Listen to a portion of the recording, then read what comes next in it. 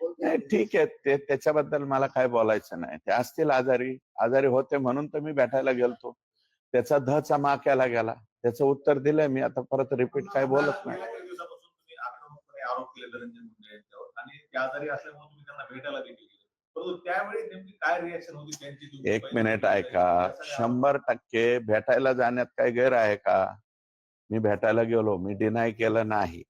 तुम्ही टीव्ही वाल्यांनी कोणीतरी हे पर्पजली आहे, आम्हाला माहिती आहे कोण लीक करतं, कोण काय करतं.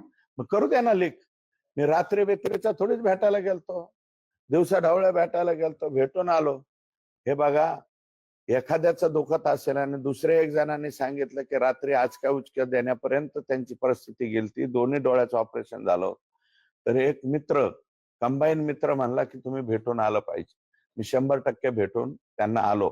पण भेटून आलो म्हणजे आता आज काय गप्प बसलोय का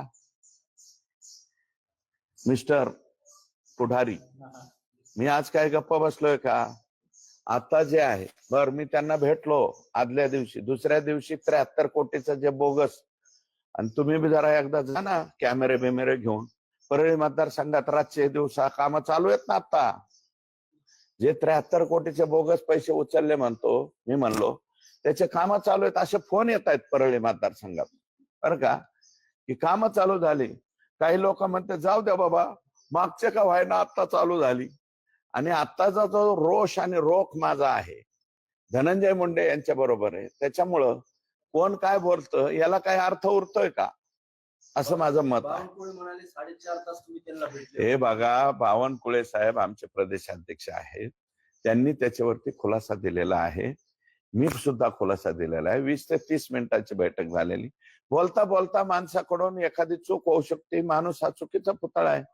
बावनकुळे साहेब सुद्धा माणूस आहेत ना. बोलता बोलता त्यांनी अर्धा तास म्हणायचे 4.5 तास म्हणले. पण नंतर मी माझ्या प्रदेशाध्यक्षांचा आभार मानतो ना, त्यांनी 3-4 वेळा मला वाटतं त्याचा खुलासा दिलाय.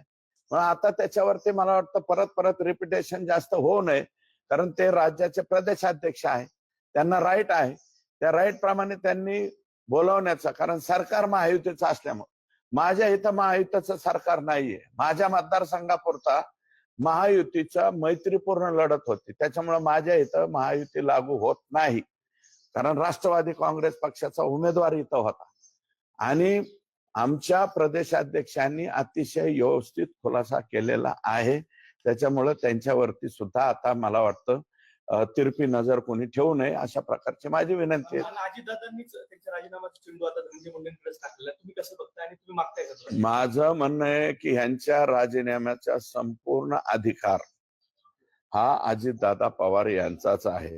अजितदादांनी त्या सांगितलं ना, स्वतः मी सुद्धा राजीनामा दिलेला आहे. मी पाहिलेला आहे अजितदादांनी राजीनामा. आम्ही जरी विरोधी पार्टीत असलो तरी अजितदादांनी राजीनामा दिलेला पाहिलेला आहे.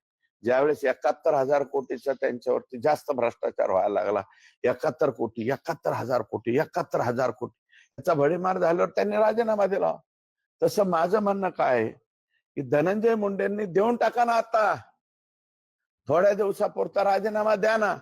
आणि तुमचा संबंध जर संतोष देशमुखच्या खुनामध्ये नाही आला, हे जे भ्रष्टाचाराचं आहे याच्यात नाही आला, तर परत पुनर्स्थापित व्हा ना तुम्ही. परंतु तुम्ही का चिटकून बसलाय त्याला?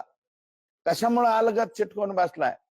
आणि त्याच्यामुळे आमचे कुठं अजितदादाच्या पक्षाची पाहिजे तेवढी प्रसिद्धी होती, त्याच्यामुळे आम्हाला बी आनंद वाटतोय.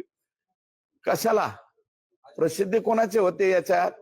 सर्वाधिक जास्त फायदा धनंजय मुंडे यांनी राजीनामा न दिल्याचा कोणाला होणार आहे? तर तो माननीय अजितदादा पवार यांच्या पक्षाला होणार, असं माझं मत आहे.